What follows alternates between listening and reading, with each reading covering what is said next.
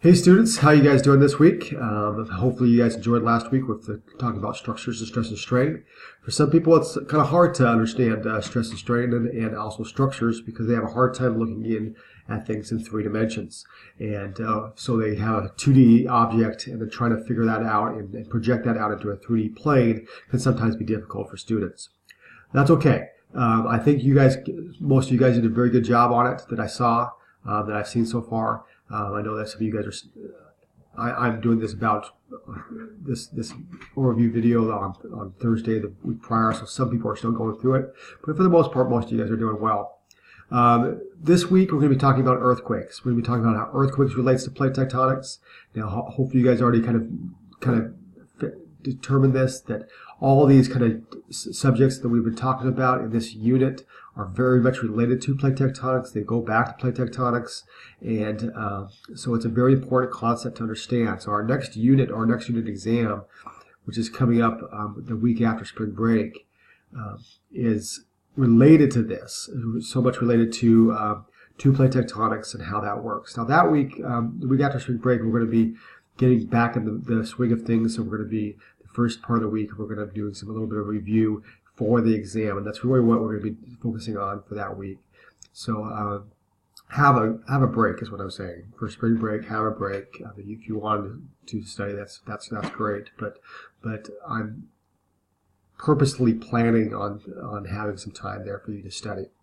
So, anyways, for earthquakes this week, we're going to be talking about stress, strain, how these are related to faults and how they're related to earthquakes. We'll talk about how earthquakes are here in the southeastern United States.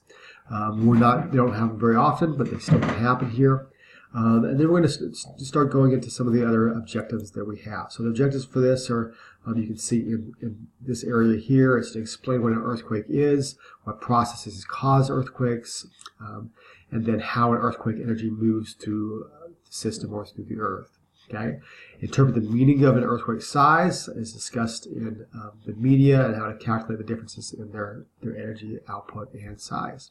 Okay, and then to describe the basic concepts behind the methods used to measure and to locate earthquakes, relate earthquakes to specific geological settings in the context of plate tectonic theory, distinguish among the different ways in which earthquakes trigger damage, and differentiate between a tsunami and a storm wave.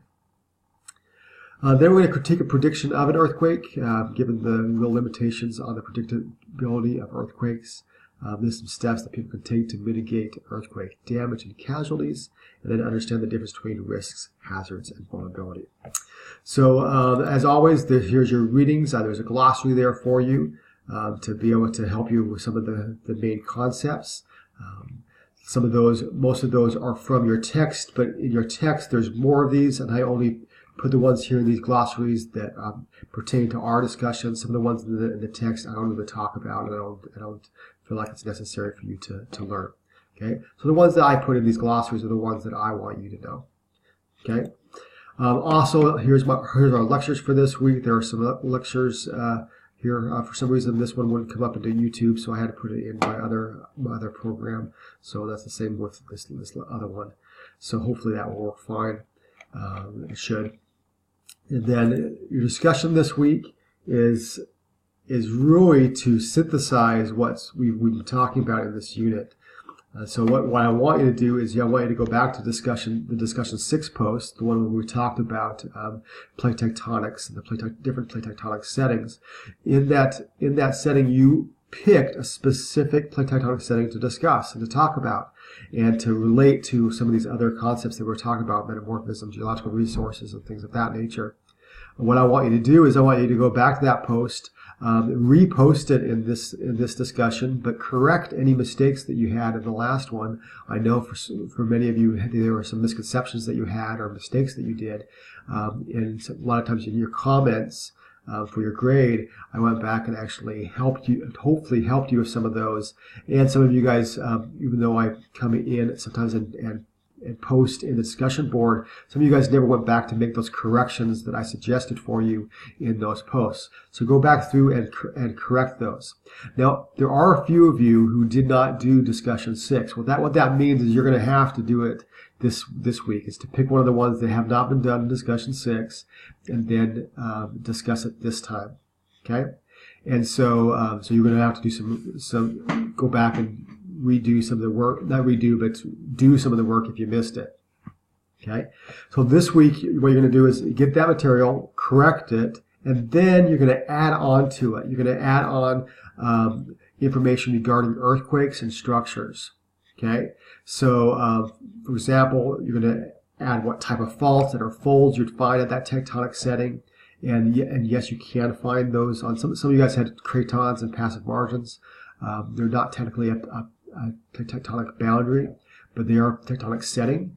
And sometimes neither one of those are active, but they were once active in the past. And so, yes, you can find both faults and faults in those locations. So you need to discuss that a little bit. At tectonic settings that you mentioned in your post, tell about a significant earthquake that occurred at that locality.